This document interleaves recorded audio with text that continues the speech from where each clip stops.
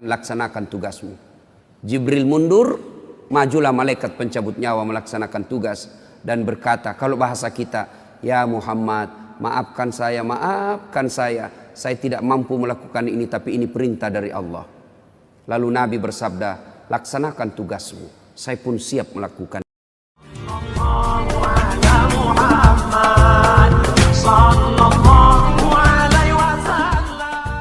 Suatu ketika Rasulullah Sallallahu Alaihi Wasallam selesai sholat subuh seperti ini. Tiba-tiba Rasulullah naik ke atas mimbar dan pidato. Saudara-saudara sekalian, bertahun-tahun sudah kita dakwah menyebarkan Islam. Siang malam, suka duka, kita lewati untuk menyiarkan agama Allah. Mungkin sepanjang perjalanan bersama kalian, ada di antara kalian yang pernah aku sakiti perasaannya. Saya mohon, sebelum akhirnya berakhir kehidupan ini, saya minta di antara kalian, ada yang pernah saya sakiti, ajungkan tanganmu. Saya minta kalian membalas. Lebih baik hari ini daripada hari pembalasan kelak. Suasana hening. Hampir seluruh sahabat menangis, termasuk Abu Bakar Siddiq. Dalam keheningan itu, salah seorang sahabat bernama Uqasyah, dia angkat tangannya. Ya Rasulullah, saya pernah Anda sakiti. Kata Nabi, kapan? Saat itu perang. Anda naik onta, saya di samping Anda. Anda cambuk ontanya, saya kena. Hari ini saya ingin melakukan pembalasan. Sahabat semua jengkel. Wah, ini Nabi lagi sakit masih mau juga melakukan pembalasan. Maka berdirilah Umar bin Khattab. Uqasyah, kalau kau ingin melakukan kisah pembalasan, saya yang kau cambuk. Jangan kau sakiti Rasulullah. Kata Nabi, Umar, saya paham niat baikmu. Tapi dosa, nafsi tidak boleh ditanggung. Duduk kau Umar. Duduk Umar. Maju Uqasyah, ditahan lagi oleh Abu Bakar. Wahai saudaraku, jika tanganmu ingin betul nyambuk, diriku kau cambuk, jangan baginda Rasulullah Muhammad sallallahu alaihi wasallam. Nabi bersabda, Abu Bakar, saya paham niat baikmu, tapi dosa tidak boleh diwakilkan. Duduk kau. Duduk Abu Bakar. Maju, makin maju Uqasyah dengan cambuknya. Lalu berdiri cucu beliau Hasan Husain. Wahai Uqasyah, jika tanganmu ingin mencambuk keturunan Rasulullah, jika engkau ingin mencambuk darah daging Rasulullah, maka cambuklah kami cucunya. Sama kau mencambuk dan menyakiti Rasulullah. Tolong, jangan kakek kami kau sakiti. Nabi meneteskan air mata dan berkata, cucuku, dosa tidak boleh diwakilkan untuk. Duduk engkau, duduklah. Hasan Husain semakin mendekat Uqasyah, dia angkat cambuknya. Begitu dekat, dia buang cambuknya, lalu dia peluk Nabi. Sahabat semua heran, apa maksudmu? Tadi kau mau mencambuk Nabi, sekarang kau peluk sambil menangis. Dengar jawaban Uqasyah. Dia lalu berkata, ya Rasulullah, maafkan saya. Saya tahu sebentar lagi Anda meninggalkan kami. Ingin rasanya tubuhku yang hina ini memeluk badan Rasulullah sebelum kita berpisah. Kalaupun kelak nanti kita berpisah, di akhirat tentu kita berbeda tempat. Ya Rasulullah, rindu rasanya kulit saya ini menyentuh Rasulullah. Lalu Rasulullah bersabda, saudara-saudara sekalian, jika engkau ingin melihat sahabatku di akhirat kelak, lihatlah ini. Karena cintanya kepada Rasulullah Muhammad sallallahu alaihi wasallam.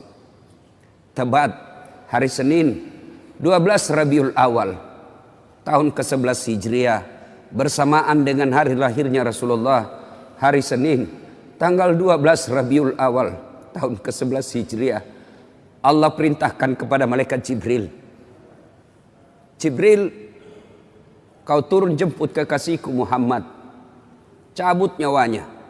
Dengan catatan, tanya dulu. Jika dia sudah mau, lakukan tugasmu.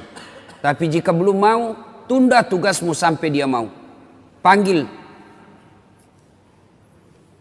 3 malaikat menyertaimu. Mikail, Israel, Israfil. Turunlah malaikat. Di langit ke-7 mereka masih berempat. Langit ke-6 mereka masih berempat. Sampai di langit pertama malaikat Jibril berkata, "Wahai malaikat pencabut nyawa, kau sajalah yang turun ke dunia. Saya tidak tega menemanimu dan melihat engkau mencabut rohnya Muhammad sallallahu alaihi wasallam." Lalu malaikat pencabut nyawa berkata, "Jibril, kenapa kau tidak turun menyertai kami? Bukankah selama ini engkau yang menyertai Rasulullah? Bukankah selama ini engkau yang menemui Rasulullah? Kami tidak pernah menemui Rasulullah. Turunlah bersama kami." Jibril berkata, "Maafkan saya tidak betul-betul tidak mampu melihat engkau mencabut rohnya Rasulullah." Turunlah 4 malaikat ini. Lalu malaikat mengetuk pintu Rasulullah, ketuk rumah Rasulullah. "Assalamualaikum warahmatullahi wabarakatuh ya Rasulullah." Nabi dalam rumah menjawabnya, "Waalaikumsalam warahmatullahi wabarakatuh." Fatimah membuka pintu, ternyata tidak ada orang di depan pintu. Rasulullah lalu bersabda, "Sudah ada di samping saya." Malaikat pencabut nyawa berkata, "Ya Muhammad, hari ini aku diperintah Allah untuk mencabut ruhmu. Menurutmu bagaimana?" Kira-kira kalau Bapak ditanya seperti itu, apa jawaban Bapak? Kalau saya ada saat hari ini Allah perintah untuk mencabut ruhmu, maka saya akan menjawab, "Tunggu dulu, istri saya baru 1. Rasulullah menjawabnya, "Wahai malaikat, 24 nabi dan rasul senior saya, 24 nabi dan rasul pendahulu saya, setelah mereka melaksanakan tugas, mereka pun menghadap kepada Allah. Hari ini saya siap menghadap, tapi saya lihat ini ada keanehan." "Apa ya Rasulullah? Mana malaikat Jibril? Kok tidak ada di antara kalian? Mana sahabat saya? Mana Jibril?" Malaikat pencabut nyawa berkata, "Jibril menunggu di atas langit. Dia tidak datang untuk menyertai kami." Lalu Nabi perintahkan, "Kau panggil dulu. Ada perkara yang penting yang ingin saya tanyakan kepada Jibril. Setelah itu saya siap menghadap kepada Allah." Naiklah malaikat pencabut nyawa dan berkata kepada Jibril, "Ya Jibril, engkau dicari sahabatmu. Turunlah engkau menyertai kami." Turun malaikat Jibril. Lalu ketemu dengan Nabi. Nabi bertanya kepada Jibril, "Ya Jibril, kalau hari ini aku harus menghadap kepada Allah, tolong berikan saya berita gembira. Tolong perdengarkan saya kalimat yang nikmat di telinga saya." Lalu Jibril bersabda, "Ya Muhammad, saya dapat berita gembira dari Allah. Seluruh malaikat yang pernah Allah ciptakan antri untuk menyambut rohmu ya Muhammad. Apalagi ya Jibril, ya Muhammad, seluruh Nabi 24 haram masuk surga sebelum engkau lebih dulu. Meskipun engkau Nabi paling terakhir, tapi Allah memberikan garansi dan jaminan. Haram seluruh Nabi dan Rasul masuk ke dalam surga sebelum engkau lebih dulu ya Muhammad." Nabi mengucapkan Alhamdulillah. "Apalagi ya Jibril, ya Muhammad, jika engkau punya dosa dan kesalahan, Allah telah mengampuni dosa dan kesalahanmu." Nabi bersabda, "Alhamdulillah." "Tapi ya Jibril, itu kan saya. Itu diri saya. Ya Jibril, saya tidak cemas soal diri saya. Saya tidak ragu soal diri saya. Yang saya cemaskan umatku ya Jibril. Bagaimana umatku sepeninggal aku kelak?" Subhanallah. Nabi tidak mencemaskan anaknya. Nabi tidak mencemaskan istri beliau. Nabi tidak mencemaskan keluarga beliau. Yang beliau cemaskan umatku ya Jibril. Jibril lalu berkata, "Baiklah kalau begitu ya Muhammad, nantikan saya." Jibril lalu menghadap kepada Allah. Selang beberapa saat muncul kembali dan berkata, "Ya Muhammad, aku telah mendapat berita gembira dari Allah. Meskipun engkau sudah tidak di tengah-tengah mereka, meskipun engkau sudah tidak berada di tengah umatmu, selama umatmu berpegang kepada Quran dan Sunnah, mereka akan selamat dunia sampai di akhirat." Mendengar ini Rasulullah lalu tersenyum dan berkata, "Alhamdulillah, segala puji bagi Allah." Malaikat pencabut nyawa, silahkan laksanakan tugasmu. Jibril mundur, majulah malaikat pencabut nyawa melaksanakan tugas. dan berkata, kalau bahasa kita, ya Muhammad, maafkan saya, saya tidak mampu melakukan ini, tapi ini perintah dari Allah. Lalu Nabi bersabda, laksanakan tugasmu, saya pun siap melakukannya. Undur malaikat Jibril, majulah malaikat pencabut nyawa, melaksanakan tugasnya.